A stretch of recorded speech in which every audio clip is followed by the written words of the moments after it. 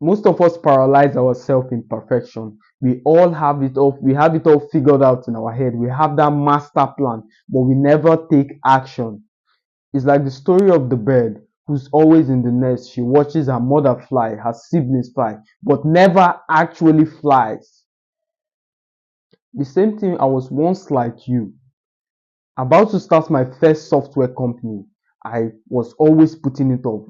Maybe when I finish college, or when this happens, or when that happens, I will do it. Or when the new year hits. So my actions would be in lockstep. The progress would be in synchronism with the new year, because I'll finish college next year. The same thing translated when I was about to acquire my first rental property. I was delaying it. I didn't have enough money. Then I get enough money. I say X happened. I don't like the agent. I don't like the land. I'm looking for that perfect land. But it all boiled down to one thing. The idea of change terrified me. I didn't want to have to confront tenants who were twice my age. I didn't want to have to throw people's things out because of a default. I was so scared of having to evict the tenants. I didn't want to throw people's things out while their 6 year old is crying their eyes out. I didn't want to have to hire and fire an underperforming employee. I didn't want to stand in front of a team who looked up to me as the superior. That experience and that idea, that metamorphosis, it was so sudden. I didn't want all of that, so I buried myself in an avalanche of excuses. But one day I got up, I realized, I said, you know what? Anything that wants to happen, let it happen. Because the journey of 1,000 miles begins with one step. I believe if I start taking action now, if I start making that progress, I don't have to have it all figured out. But if I take action now, the progress I would make would be substantial compared to having taken that action, compared to if I didn't take that action. Now the software company makes 20 to 30K on average monthly at its infancy. Imagine I had waited till next year, and there are a lot of experience about I've accumulated on the way, the kind of character I have to build, the kind of person who knows how to keep his team motivated and inspired. That's the kind of person I am becoming. I have also become that level, but I believe there's also a superior level for me to chase. If there's something you want to do now, whether it's YouTube or a business or something you want to do, start now, take action. You don't have to have it all figured out. Of course, there are some times where we can't take action. It's like you want to buy a car, but you have $0 in your bank account. Maybe it's best for you to wait. But there's no need pointing out obvious exceptions. I believe if you're a part of Webchon family, you're a smart individual. So take action on that thing which you desire. There's no need to wait. Stop putting it off. The fact that you're putting it off signals that you're scared, you're afraid. Deal with that fear and take action. You see, most influencers, I believe they are a contingent of men. I believe they are a large contingent of men who are tired of talking about zodiac signs, tired of pretending they want to be just friends, tired of being identified as just a friend. I believe they are a contingent of men who wants to stop watching influencers say, oh, I spent a day with this guy, who wants to stop watching retard influencers with no substance. I believe there are a contingent of men who are tired of this bullshit, who are tired of looking at influencers who just wants to exploit them and sell them a course. You see, the problem I have with courses is not necessarily because they are bad. Here's the problem. If you just began your path or your journey in personal development, I would advise you don't buy a course. Why? Because except a course that teaches you a precise body of knowledge like machine learning, programming, etc. Avoid courses that say 5 steps to become a millionaire, 5 steps to build $1 billion conglomerate. In reality, the only $1 billion conglomerate you're building is theirs. There are so many free information like this. There's so many contents out there that can act as a stepping stone to your next big thing. You don't, what they do is they exploit on this your need to believe in something, which makes you eminently gullible. You want to believe in something. When they say, um, take action now, click on that link and start improving your life. You hold out your debit card, and as you input your details, you feel like you're making progress. You feel like you're taking that first step to escaping the system, as you should be. But that is the wrong approach. It's only a matter of time before you discover that too much study, like Solomon said, much study is a weariness of the soul. You're watching so many information and you're making little to no progress. I'm not saying what they're teaching you is necessarily wrong, but what I'm saying is they're teaching you free information. As someone who just began his path in personal development, you have to learn how to consume free content and enlighten yourself to a point where you can distinguish between a free and a premium content. I see so many 5 steps to do X, but reading the top 5 books in that aspect you seek to improve will do you more favor than purchasing the content, and you save a whole lot of money by doing that. So my friends, and if you've gotten up to this juncture, your question would be, well, what are the top 5 books? I need an exact meticulous step.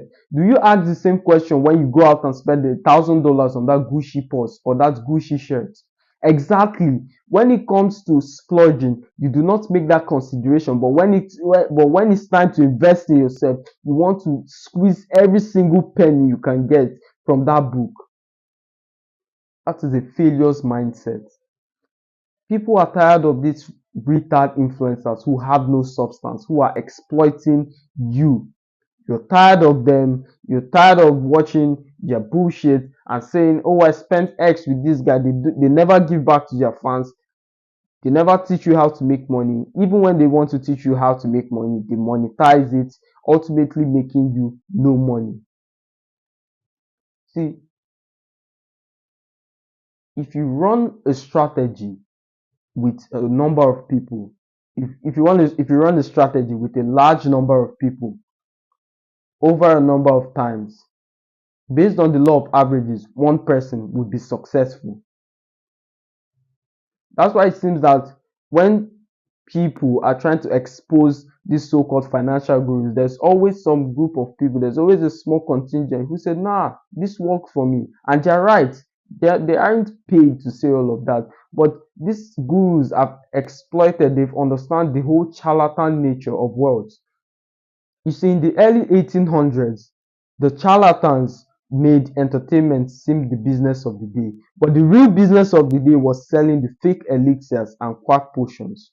So they engage you in that visual splendor by the entertainment and magic tricks. It establishes their credibility in that aspect, ultimately selling you the fake products. Extrapolated into the lives of influencers today, they surround themselves with visual splendor.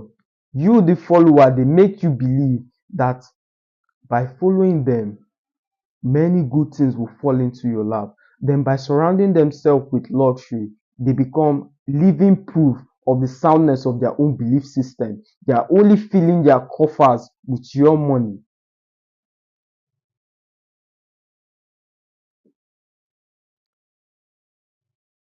See why belief is so important. The study was made in McKinsey. A group of Harvard students were collected and they were divided into 2 groups. These 2 groups, they were given opposing strategies to get each side of a coin. So when the first individual from the first group would toss a coin, success or failure, the researchers would scribble something on their notepad. Individuals from the second group would toss the coin, success or failure, they would scribble something on the coin. So the whole strategy was they gave each of them opposing strategies on how to get a specific side of a coin. After this whole charade, after they were done with this whole process, they began interviewing the students individually and they were asking questions like, so do you believe that if you practice more, you will gain mastery over the strategy? They got positive feedback. Yeah, I believe in a month or two I will get the hang over it. Yeah, I believe in 3 days with consistent practice I'll be better in it. Those researchers at McKinsey were able to beguile Harvard students who were intelligent enough to understand that coin tossing was based on the law of luck and probability. Belief is contagious, especially when don't be swept by the enthusiasm of the crowd. Don't join the bandwagon of people on the way to the slaughterhouse.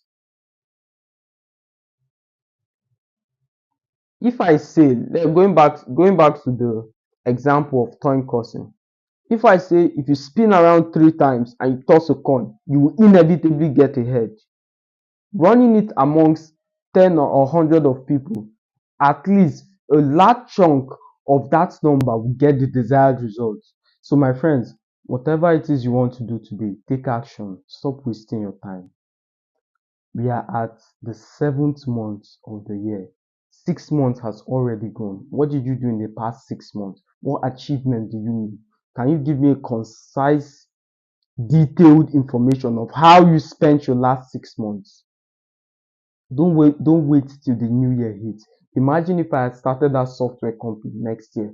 I would have not only done a disservice to myself, but I would have missed out on all the profits and the learning experience, my optimizing my learning curve, and all the experiences that would forge my character would have been missed out on.